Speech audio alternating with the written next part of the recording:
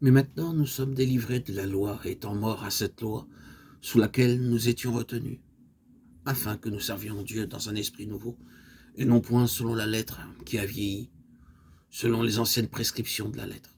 Romains 7, 6. Si vous êtes conduits par l'esprit, vous n'êtes point sous la loi. Galates 5, 18. Quand le Saint-Esprit vient habiter en nous, c'est pour glorifier Christ et révéler sa présence. Jésus-Christ est à la fois prophète, sacrificateur et roi.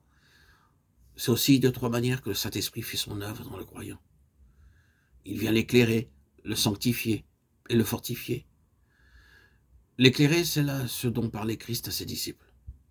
Lorsqu'en les quittant, il leur promettait de leur envoyer l'Esprit de vérité pour rendre témoignage de lui, les conduire dans toute la vérité, prendre de ce qui est à lui et le leur annoncer.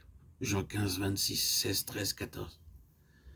Dans les épîtres aux Romains et aux Galates, c'est surtout l'action sanctifiante de l'Esprit qui est mise en relief.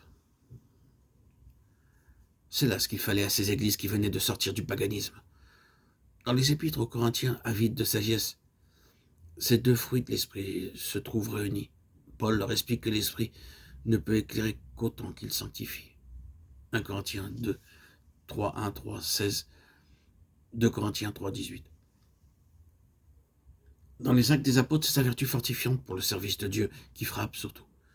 Il est là, l'esprit de puissance qui avait été promis et qui devait donner la hardiesse et efficace au témoignage des apôtres au travers des difficultés et des persécutions.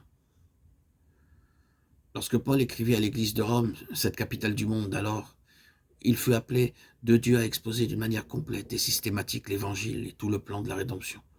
Aussi, le Saint-Esprit doit nécessairement occuper une grande place dans cet épître. En citant dès le début cette parole, le juste vivra par la foi, Romains 1, 17, Habakkuk 2, 4, Paul ouvre la voie à ce qui va suivre, à savoir que c'est par la foi qu'il faut recevoir la justice et la vie. Dans la première partie de son exposé, jusqu'au chapitre 5, 11, il commence par expliquer ce qu'est la justice par la foi. Ensuite, il démontre, chapitre 5, 12, 21, que cette justice résulte de notre vivante communion avec le second homme, source de la justification qui donne la vie.